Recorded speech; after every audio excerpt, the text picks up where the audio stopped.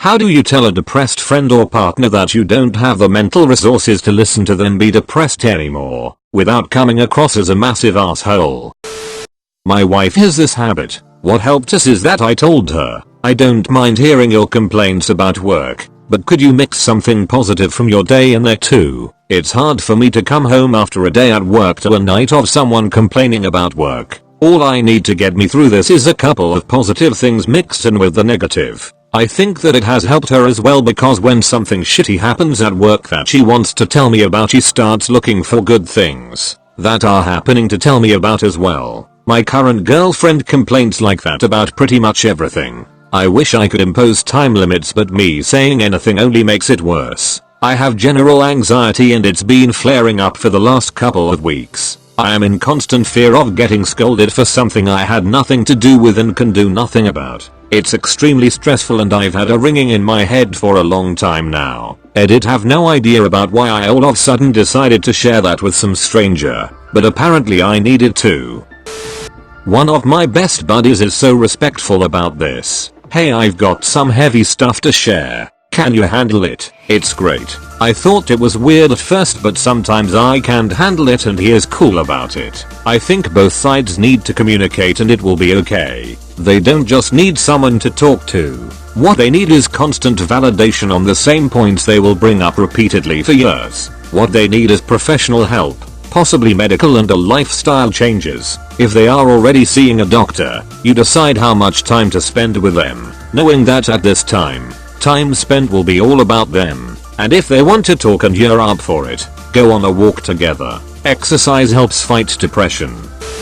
I think you need to communicate all this to your partner. If she doesn't take it seriously and take steps to change, perhaps she isn't someone you should be with. I have general anxiety and it's been flaring up for the last couple of weeks. I am in constant fear of getting scolded for something I had nothing to do with and can do nothing about. It's extremely stressful and I've had a ringing in my head for a long time now. Save yourself. Politely set those boundaries. Get comfortable with the uncomfortable. Look at the reward for doing something that difficult. Find a calm moment, not whinge venting. You can do it. I believe in you.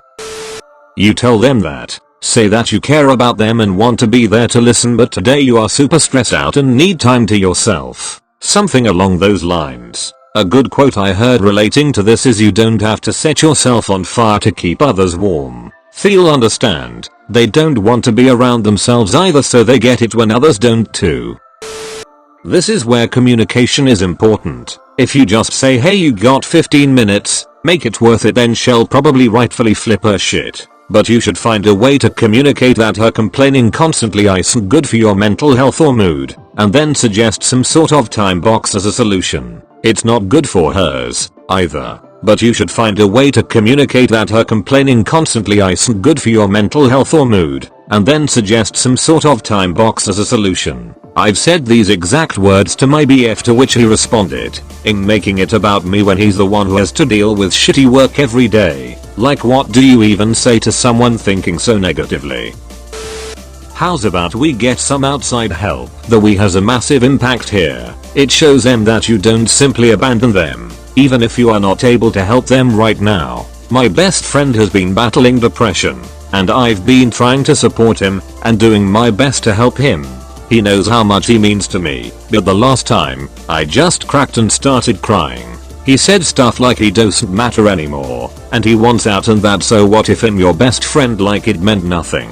I just started sobbing, because due to a medication I'm on, I have mild depression and mood swings. It hurt so much when he said those things, yet I try to understand him, and understand that he doesn't mean it. He went to therapy before, and when I suggested he try that again, he was really dismissive of it. I don't know what to tell him, and I'm afraid that if I say something that he might take the wrong way, it'll jeopardize our friendship. I want to help him, but he don't know how anymore. It feels like anything I say is not enough anymore. I explained to him that I'm not a professional, and all I can do is listen to him vent, but I cannot offer him guidance, as something that might do the trick for me, might not do it for him. He knows he can count on me anytime he needs, at least I hope he does. He then thanked me for listening, but I fell asleep crying. He knows I'm supposed to try and avoid stress as much as possible. That's what the medication is for. And I'm afraid to tell him that this brings me back with a few weeks in treatment because it affects me so much.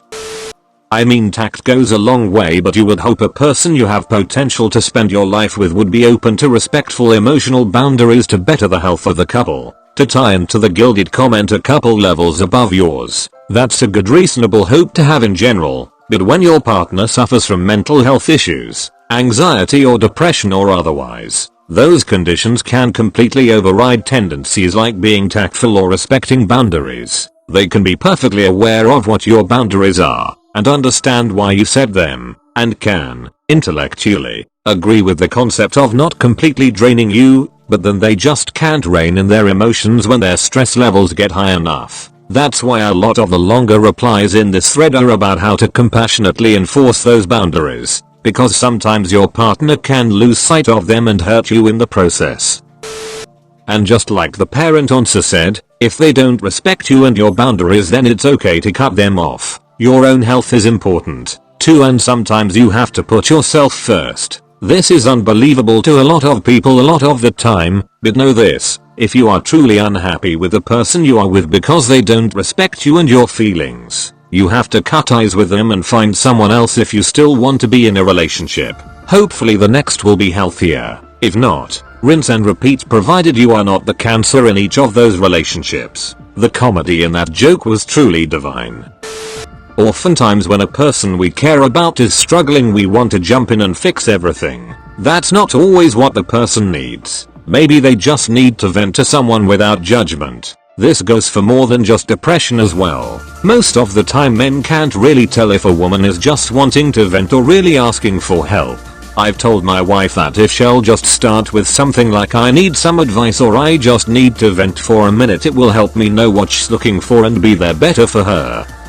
The last time I told my SO I wanted to vent, not receive advice, it did not go well. He was like, "Oh hell no, I can't do venting RN." I had to respect the boundary, but I did feel a tad butthurt. If he never lets me vent, is that normal? I'm not going to force anyone to be my agony aunt, but I am the depressive wife in my relationship. I have severe depression, general anxiety disorder, and chronic migraines. I realize how heavy all of that can be because I'm constantly carrying them, and I never want my husband to feel overly burdened, but you're right, I do occasionally need his help. We follow most if these same guidelines. He communicates what he needs, and I try to respect that, though we both sometimes fail. This advice is something I wish I had read and not learned after years of failed relationships, but I'm glad my husband and I are here now. You got this.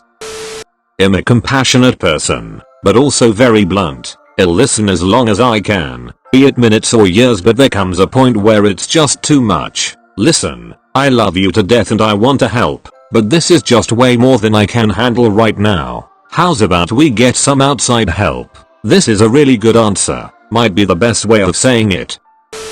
You can always tell them that. It's hard, but imagine you live in a country without proper mental health support. This doesn't suddenly increase what you can cope with. Is there any country that's really providing full mental health support? Try putting in terms they understand, using emotions and fears they have expressed before. Remember when I said blank, and it made you feel blank? That's how I'm feeling now. Relating isn't always easy, but it is always appreciated. They may not realize what they are doing to your mental health, and they can't know if you don't tell them. I tried this and I didn't succeed, so YMMV on this. Not everyone is receptive, and it takes time to learn a person's mental triggers or defense mechanisms.